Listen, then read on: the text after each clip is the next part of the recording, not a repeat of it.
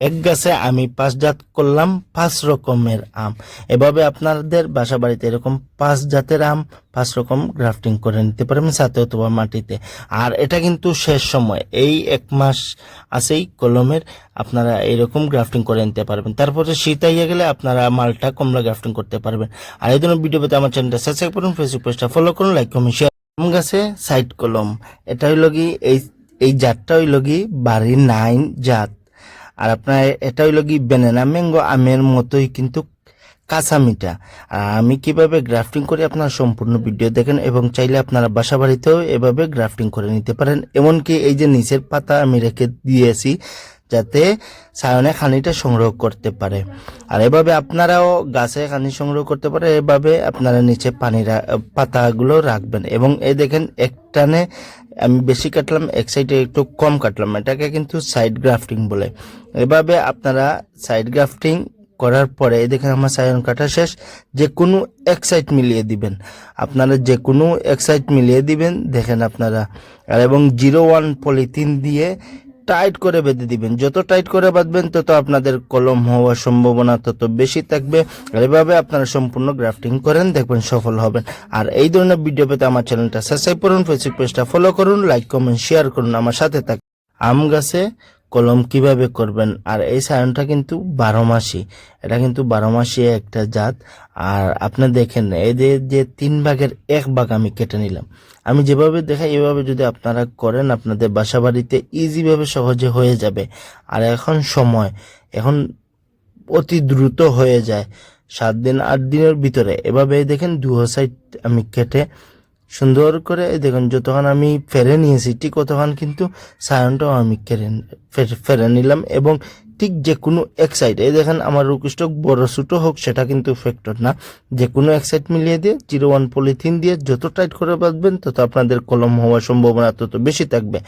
আর এই ধরনের ভিডিও পেতে আমার চ্যানেলটা সাবস্ক্রাইব করুন, ফেসবুক পেজটা ফলো করুন, লাইক কমেন্ট শেয়ার করে আমার সাথে থাকেন।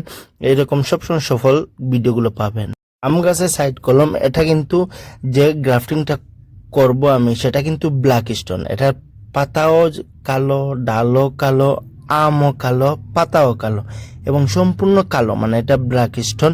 আর এটা কিভাবে আমি সাইড গ্রাফটিং করি আপনারা সম্পূর্ণ দেখেন। এই দেখুন যতক্ষণ আমি এক সাইডে ফেলে নেওয়ার পরে এই যে ব্ল্যাক স্টোন সায়নটা আমি দেখেন এক সাইড বেশি কাটবো এবং এক সাইড কম কাটবো, এটা কিন্তু ব্ল্যাক স্টোন সায়ন। এভাবে আমি এই গাছে আমি গ্রাফটিং করলাম 5 জাত। আপনারা দেখেন এই যে আমি ব্ল্যাক স্টোনটা এক সাইড মিলিয়ে দিয়ে, সায়ন ছোট বড় হোক সেটা ফ্যাক্টর না, যে কোনো এক সাইড মিলিয়ে দিয়ে 01 পলিথিন দিয়ে টাইট করে বাঁধবেন। আপনারা এই পলিথিন যে কোনো পলিথিনের করে গিয়ে বলবেন 01 পলিথিন সহজেই আপনারা পেয়ে যাবেন। আর এই ধরনের ভিডিও পেতে আমার চ্যানেলটা সাবস্ক্রাইব করুন, ফেসবুক পেজটা ফলো করুন, লাইক কমেন্ট শেয়ার করুন এবং আমার চ্যানেল এবং পেজের সাথে থাকেন। এরকম সব সময় সফল গ্রাফটিংগুলো পাবেন। আর এভাবে আপনারা উপর পর্যন্ত সুন্দর করে পেঁচিয়ে দিবেন একটা গিট্টো দিয়ে। এভাবে আপনারা আপনাদের বাসা বাড়িতে এরকম গ্রাফটিং করেন, সফল গ্রাফটিং। আর ইনশাল্লাহ আপনারা সামনে দিয়ে ভিডিওগুলো সফল গ্রাফটিংগুলো পাবেন। বেশি বেশি আম গাছে বি গ্রাফটিং কিভাবে আপনারা কম করবেন সম্পূর্ণ ভিডিও দেখেন। এবং আপনারা এই দেখেন আমি এক টান মারি ফেরে নিলাম, ফেরে নেওয়ার পরে এই দেখেন 3 ভাগের 1 ভাগ আমি যতক্ষণ ফেরে নিলাম ঠিক ততক্ষণ কিন্তু সায়নটাও আমি ফেরে নিব। আর এই যে সায়নটা, এই সায়নটা কিন্তু একটা আম 5 থেকে 6 কেজি হয়ে থাকে। এটা বুনাই কিং আম। এই দেখেন আমি যতক্ষণ ফেরে নিলাম ঠিক ততক্ষণ কিন্তু সায়নটাও ফেরে নিব। সায়ন ছোট বড় হোক সেটা কিন্তু ফ্যাক্টর না। আর আপনারা যে পলিথিনটা ইউজ করতে হয় সেটা কিন্তু 01 পলিথিন সাইজ আপনারা যে কোনো পলিথিনের করে গিয়ে বলবেন 01 পলিথিন সাইজ। এভাবে যে কোনো এক সাইড মিলিয়ে দিবেন, মিলিয়ে দিয়ে 01 পলিথিন দিয়ে টাইট করে বেঁধে দিবেন। যত টাইট করে বাঁধবেন তত আপনাদের কলমটা হওয়ার সম্ভাবনা তত বেশি থাকবে।